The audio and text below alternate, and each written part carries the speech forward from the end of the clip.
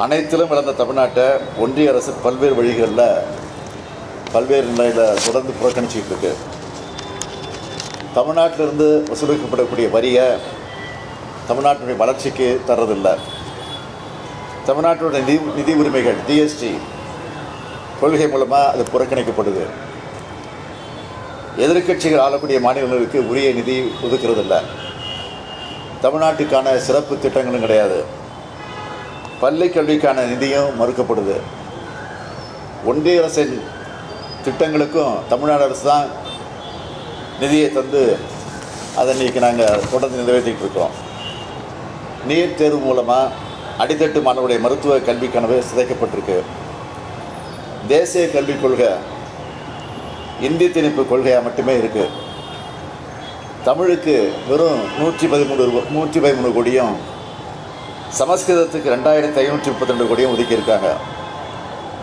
தமிழர்களுடைய வரலாற்று பெருமைக்கு சொல்லக்கூடிய கீழடி அறிக்கையை வெளியிடாமல் திட்டமிட்டு மறைப்பதற்கான முயற்சியில் ஈடுபட்டிருக்கிறாங்க.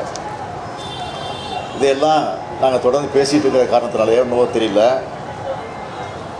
தமிழ்நாட்டோட தொகுதி மறுவரை என்ற பேரில் தமிழ்நாட்டோட நாடாளுமன்ற தொகுதியில் கூட எண்ணிக்கையை குறைக்க திட்டம் தீட்டியிருக்காங்க. இப்படி சொல்லிகிட்டே போகலாம். ஒரு சிலவற்றை மட்டும்தான் உங்களுக்கு சொல்லியிருக்கிறேன்.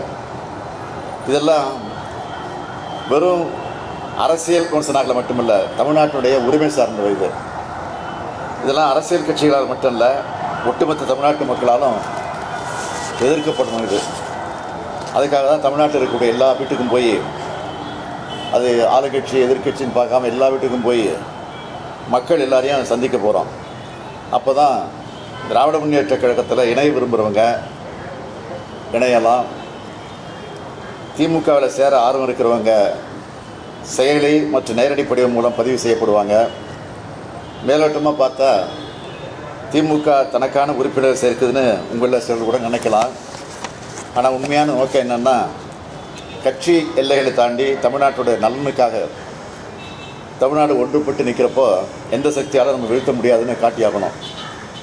பாஜகவோட அரசியல் படையெடுப்பை, பண்பாட்டு படையெடுப்பை, தமிழ்நாடு மீது தொடுக்கப்பட்டிருக்கும் பொருளாதார போரை எதிர்கொள்ள நெஞ்சுரம் உள்ள அரசியல் சக்தி தேவை. அதை உருவாக்கத்தான் ஓரணியில் தமிழ்நாடு என்கிற பரப்பு உரையை ஒரு இயக்கமாகவே தொடங்கி நடத்த இருக்கிறோம்.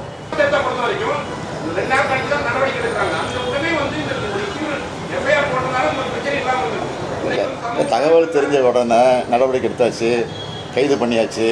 இன்றைக்கி கூட மேலதிகாரிகள் மீது நடவடிக்கை எடுத்திருக்கிறோம்.